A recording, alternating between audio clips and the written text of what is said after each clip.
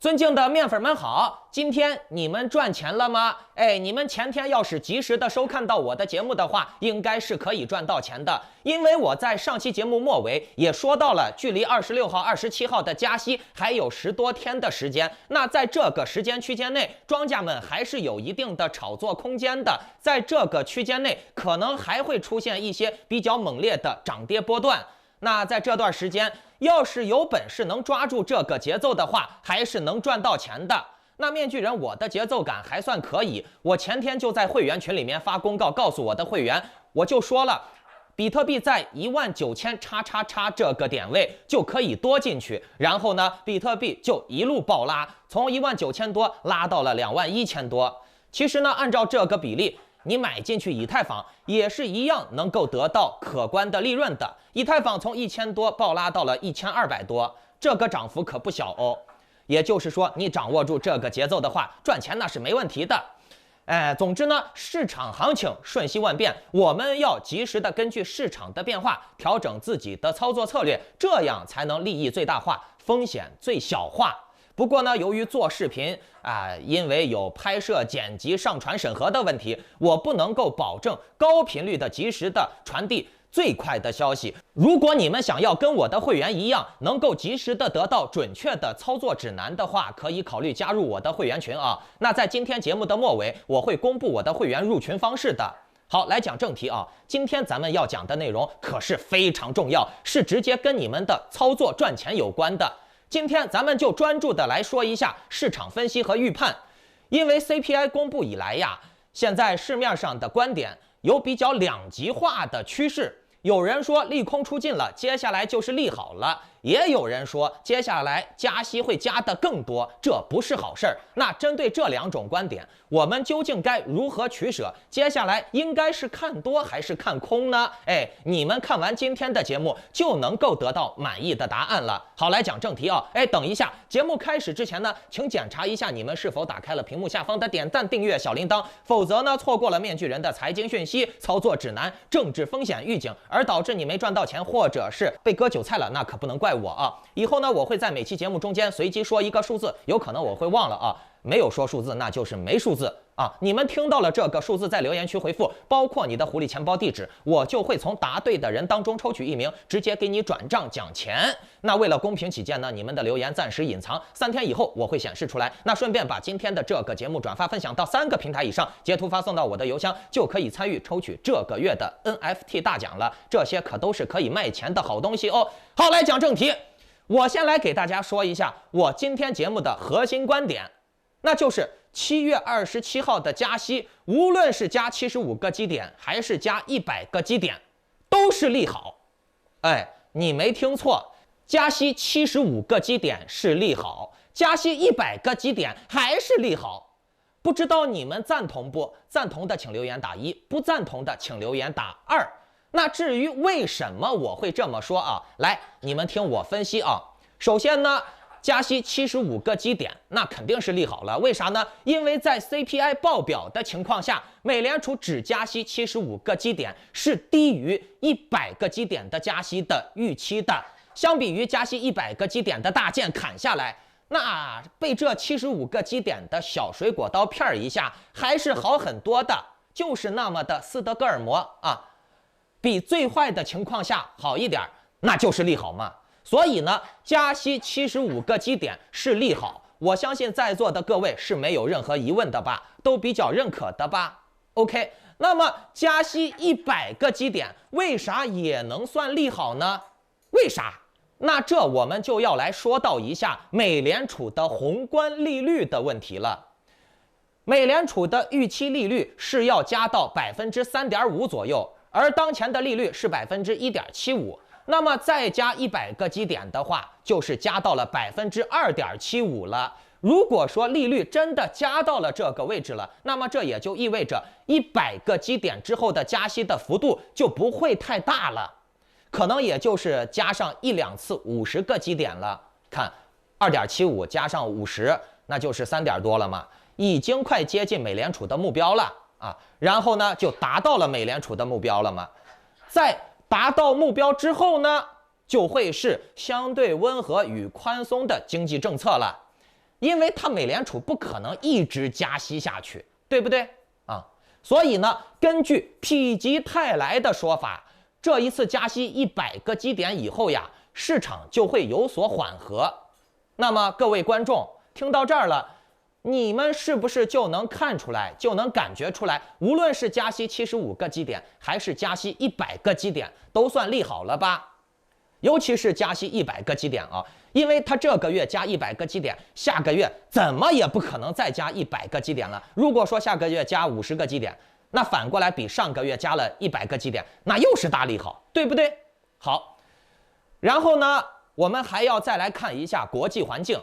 明面上来说呢，通胀是由于油价上涨所导致的，对吧？这是目前金融界主流的说法。可又有多少观众知道美国实际上是世界第1大产油国呢？它的产油比例占全球的17%，而俄罗斯是世界上第2大石油生产国，其石油的总量生产量为5.36亿吨，占全球石油产量的13%。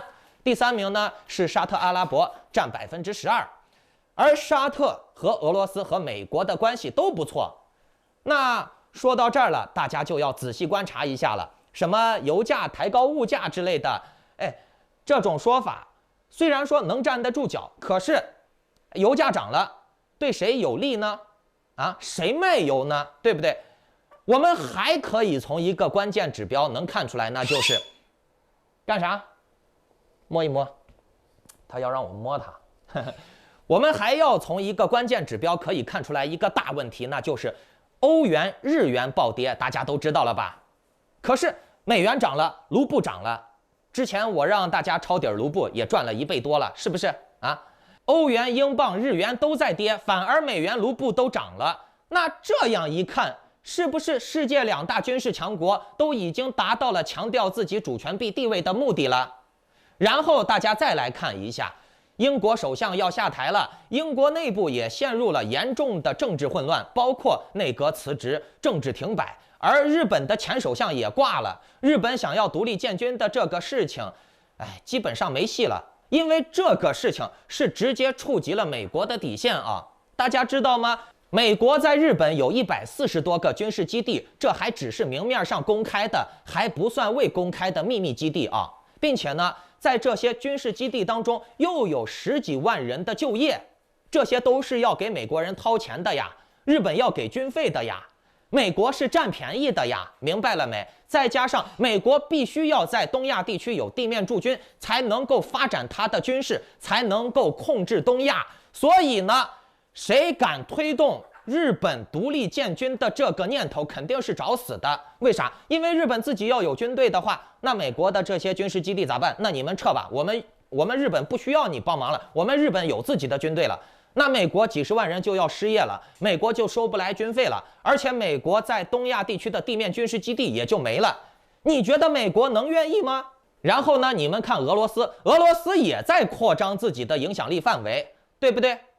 总之呢，你们仔细观察一下，什么俄乌战争呀，这了那了的，疫情呀，乱七八糟的，搞来搞去，反正就是美元涨了，卢布涨了嘛。